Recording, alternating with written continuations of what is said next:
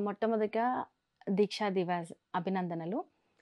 తెలంగాణ ఉద్యమ, మలిదశ ఉద్యమ సమయంలో ఇదొక కీలకమైన ఘట్టమని చెప్పుకోవచ్చు. ఎందుకంటే ఒక నాయకుడి నిస్వార్థకతకు ఇదొక నిదర్శనం.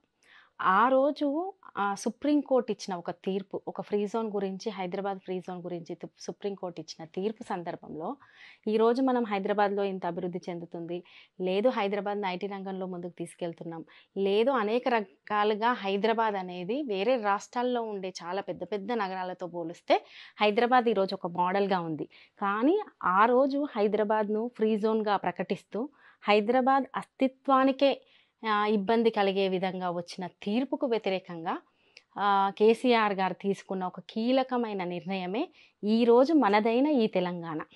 ఎందుకంటున్నానంటే కేసీఆర్ గారి దీక్ష, కేసీఆర్ గారిని అరెస్ట్ చేయడము, తదనంతరం కేసీఆర్ గారి పరిస్థితి ఎలా ఉంది, ఏంది అని చెప్పేసి కేసీఆర్ గారు సచ్చుడో తెలంగాణ వచ్చుడో అనే నినాదం కేసీఆర్ గారిచ్చి, చేస్తే గనక తెలంగాణలో తెలంగాణ జైత్రయాత్ర చేయండి, లేకపోతే గనక కేసీఆర్ గారి శివయాత్ర చేయండి. ఇటువంటి నినాదాలను ఒక నాయకుడు ఇచ్చి తెలంగాణనే తన అంతిమ లక్ష్యంగా పెట్టుకొని ప్రజల్లోకి వెళ్తున్న సందర్భంలో ఆ రోజు అరెస్ట్ కావచ్చు, ఆ దీక్ష కొనసాగించే విషయంలో కేసీఆర్ గారి ఆరోగ్య పరిస్థితి అంటే ఇప్పుడున్నట్టు సోషల్ మీడియా కానీ ఏది అప్పుడు లేదు. మీడియాలో కూడా అనేకమైన నిర్బంధం ఉంది. ఒక్కసారి గనక ఆ సందర్భాన్ని తలుచుకుంటే ఇప్పటికీ రోమాలు నిక్కబొడుస్తాయని చెప్పొచ్చు. అందరూ కేసీఆర్ గారి అరెస్ట్ తర్వాత, దీక్ష తర్వాత అందరూ ఒక్కసారిగా రోడ్ల మీదకి రావడము, విద్యార్థులు, ఉద్యోగులు, మహిళలు అంటే కుటుంబాల్లో కూడా మా నాయకుడికి ఏమైతుందో, ఎట్లుందో, అరే తెలంగాణ కోసం కొట్లాడుతున్న సందర్భంలో ఇట్లా జరిగిందే అని ఆ సందర్భము అసలు అది వర్ణనాతీతం అండి. దాన్ని మనం చెప్పడానికి అంటే ఇప్పుడు చెప్పుకోవడానికి చాలా సులభంగా ఉంది. కానీ ఆ రోజు చెప్పుకోవడానికి అదొక చరిత్ర. ఒక ఉద్యమంలో అంటే స్వతంత్రోద్యమమే ఒక అహింసా మార్గంలో విజయం సాధించిన ఉద్యమం. దాని తర్వాత అంతే అహింసా మార్గంలో ఒక మహా ఉద్యమం సాగింది అంటే అది తెలంగాణ ఉద్యమం. ఆ ఉద్యమానికి ఒక కీలకమైన ఘట్టము అంటే నవంబర్ 29 రోజు.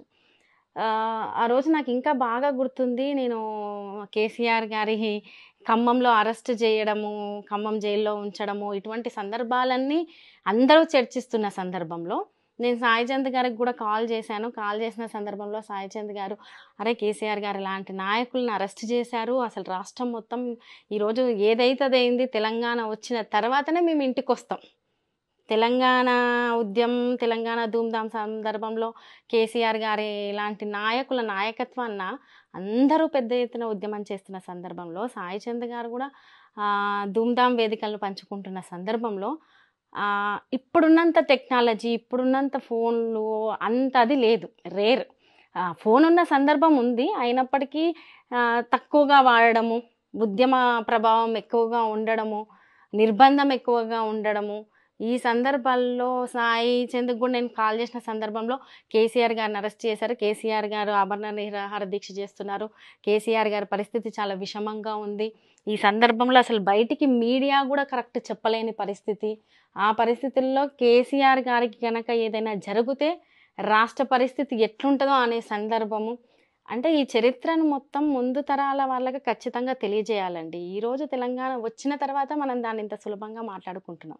కానీ తెలంగాణను సాధించే క్రమంలో ఆ నాయకుడు తీసుకున్న కీలకమైన నిర్ణయాలు, లేదు నడిపించిన నాయకత్వ లక్షణము, తెలంగాణ ఉద్యమ ప్రభావము, సాధించిన విధానము, వీటిలో ఉన్న ఈ కీలకమైన ఘట్టాల గురించి రేపటి తరాలకు తెలియజేయాల్సిన బాధ్యత ఉంది అని నేను అనుకుంటున్నాను.